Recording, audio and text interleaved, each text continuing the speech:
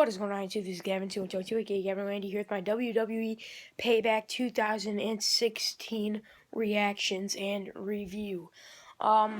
Sorry, I do look a little bit messed up. I'm in my pajamas. I'm ready to go to bed. I just took a shower and everything. But here is my WWE reactions. But we're gonna start off with the pre-show. And quite frankly, I'm really pissed off about this match. Dolph Ziggler, Baron Corbin on the pre-show. Really, those two are way above that, but my prediction did not come true on that. I predicted WWE would go the way of Baron Corbin, but I flipped out when Dolph Ziggler won. I was so happy for Ziggler. Hopefully that means he's going to get a push soon. It didn't do any damage to Baron Corbin because it wasn't like he hit a zigzag and then pinned him. It was a small package victory. So it was a great back and forth match. Baron was in control of the match, the upper part. Beginning part of the match, and then near the end, Dolph Ziggler near the middle, Dolph Ziggler really had control, and then at the end, Baron had control, and then it was that, and then Dolph Ziggler picked up the victory, and I'm so happy about that. So that's what the show-off's for. Our next match we get into is for the United States Championship match. Kalisto defends his United States Championship in a match against Ryback. My prediction did not come true on that match. I predicted Ryback.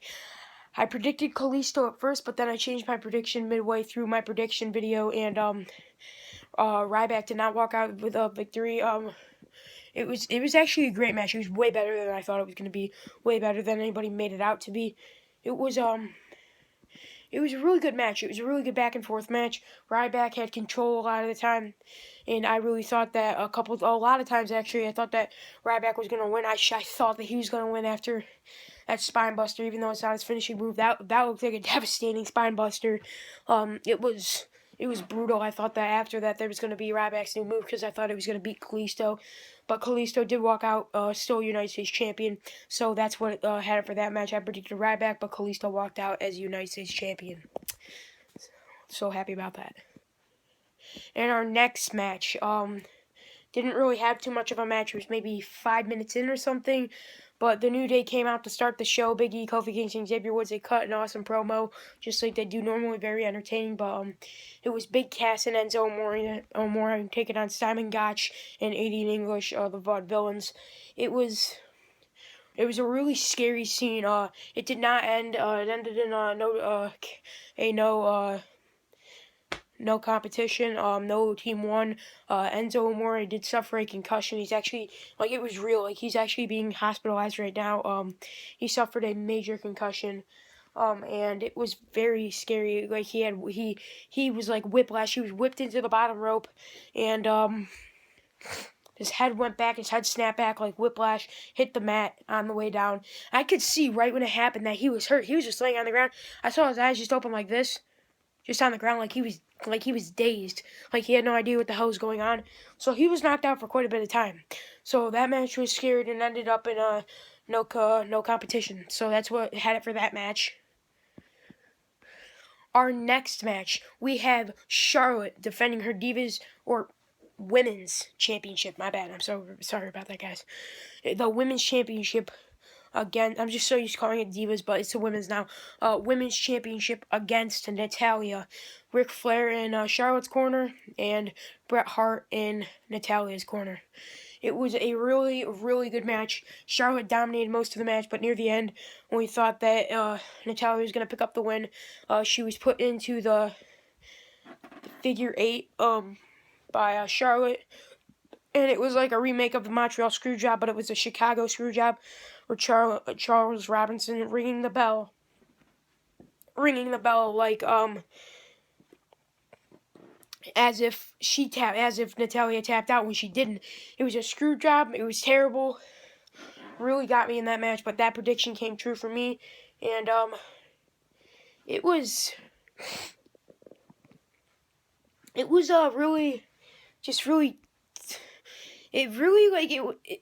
got to me. It brought back a lot of memories of the Montreal Screwjob, but and then after the match, Bret Hart and Natalya put both Charlotte and Ric Flair in the sharpshooter, them walking away.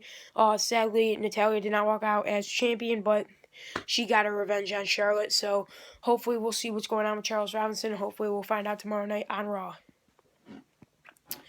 In the next match, we saw, and a lot of these matches I'm saying you guys aren't in order of what they were on the show, but the next match, we had The Miz taking on Cesaro, The Miz defending his Intercontinental Championship, and during that match, Kevin Owens, after his match, no, before I get into the next match, I'm going to get into, before I do some Miz and Cesaro, I'm going to get into Sami Zayn and Kevin Owens, because it really heads into the Intercontinental Championship match.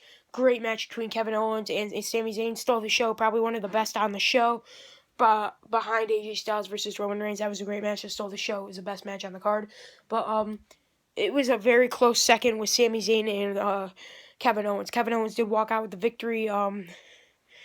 Knowing those two and how great they can perform, how great I predicted Kevin Owens to win, because I didn't think WWE was going to go the route with Sami Zayn this time, so I'm probably sure they're going to set up an Intercontinental Championship match at WWE Extreme Rules, probably a fatal four-way between Cesaro, The Miz, Kevin Owens, and Sami Zayn. That's just my opinion. That's what I think the route they would go. But so, yeah, with the pop-up powerbomb, Sami Zayn did unsuccessfully go up against Kevin Owens, and Kevin Owens walked out with the victory, leading into an interview as Kevin Owens dragged, well, not literally, but he dragged Byron Saxton into the ring and had him interview him. And it's like, ask me another question, ask me that. And at the end, he was talking about how he wants to reclaim his Intercontinental Championship. And that was really where it all came in. And that is a time when Byron Saxton brought up the point that the Intercontinental Championship match was next, and then Kevin Owens was like, "Oh, thanks for the invitation. I'll join you." And he was on commentary. So, which brings us to our next match. With now the next match of Miz taking on Cesaro, the Miz defending his Intercontinental Championship with his wife Maurice in his corner. That was also a great match, great back and forth match. I thought Cesaro had the win in the bag many times.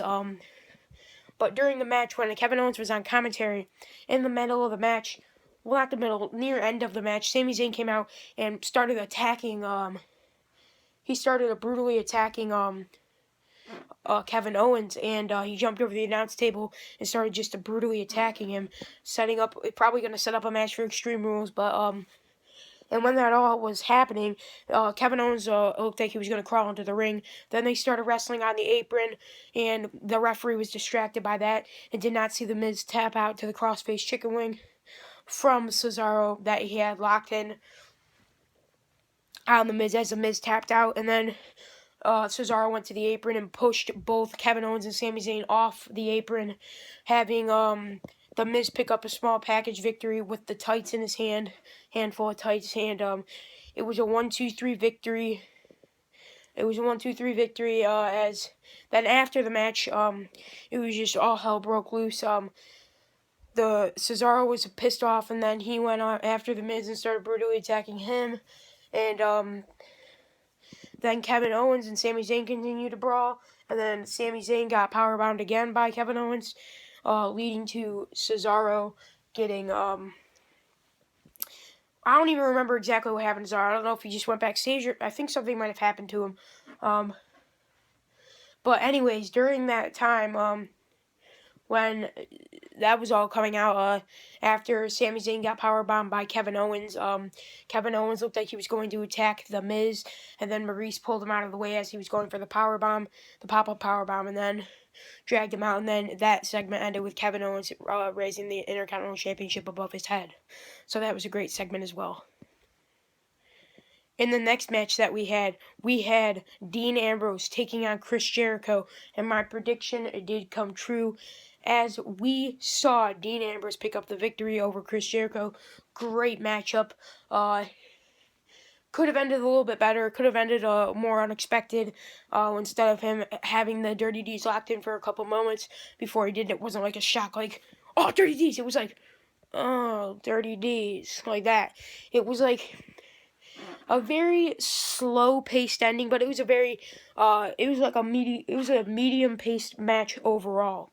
So that was good about the match. And then we did see great moves by both of them. Thought that was going to steal the show, but then when we got to some of the other matches, it all just progressed from there, and then it went on as we saw as we did see Dean Ambrose beat Chris Jericho. Don't know if Chris Jericho will be on Raw tomorrow night or if he's leaving after this loss, but it was definitely a great match, and I hope they can continue that. Maybe even have a sequel at Extreme Rules because it was that great of a match. And I'm sorry if you guys noticing that my voice is kind of messed up, and I keep sniffling a lot. My nose is running because I'm not feeling that well. But the next segment we get into is Vince McMahon's decision of who is going to run Monday Night Raw. And that was the time when everybody thought that a brand extension was going to come in. Either Shane McMahon or Stephanie would run SmackDown, and then the other one would run Raw. It was great, but then Vince McMahon started saying he wants to see blood. And immediately when he said that, I was like, oh, he's bringing back PG-13, because he started bringing the Attitude Era into it. And he started bringing into the fact that the Attitude Era was his favorite part of the WWE. And then he said he likes seeing blood. But then I thought that he was going to say, bringing back TV-14. No more TV PG. But anyways, that's what was great about that, because and then after that he was like, oh, I want to see you, Stephanie, and you, Shane, slit each other's throats to pieces. He meant that figuratively, not literally, just so you guys know. And then what is that? Oh. And then getting into all that, sorry, there's something one of my action figures, the Godfather I was looking at, there's something on the box. But yeah, and then he said that Shane McMahon and Stephanie McMahon were going to be both running Monday Night Raw. I don't know if Triple H is going to be running Raw with them, but I don't know. I thought that he was going to make Shane in charge of Raw and Stephanie in charge of SmackDown, but that was a great segment as well, and it ended off in a handshake between both of them and then getting out of the ring, so that ended that segment. And now we get into the main event of the night. The King of the Roman Empire, Roman Reigns, taking on the phenomenal AJ Styles in the match that stole the show. It was AJ Styles taking on Roman Reigns, as Roman Reigns was defending his WWE World Heavyweight Championship in the main event against AJ Styles. It was a great match, a really great match in the beginning. He did a phenomenal forearm, which sent Roman Reigns to the announce table. And then after that move, that spot where he put him through the announce table, Roman Reigns, it kind of looked like intentionally, but he got himself counted out for the count out. That would have given Styles the victory, and then the announcer said, but still the WWE World Heavyweight Champion Roman Reigns. And then we heard, here comes the money. And then we see the Shane O'Mac shuffle. My bad, sorry, I almost dropped the camera.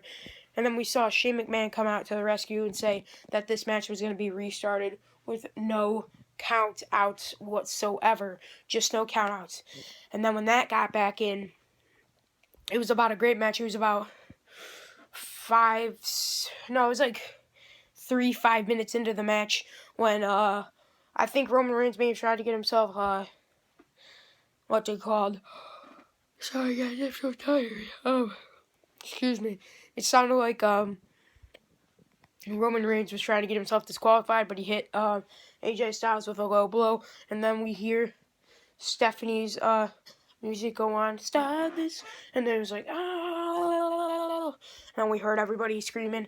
CM Punk chants were breaking out during the Vince McMahon segment with Shane McMahon and Stephanie McMahon, just so you guys know. And then Vince McMahon flipped out and said, shut up,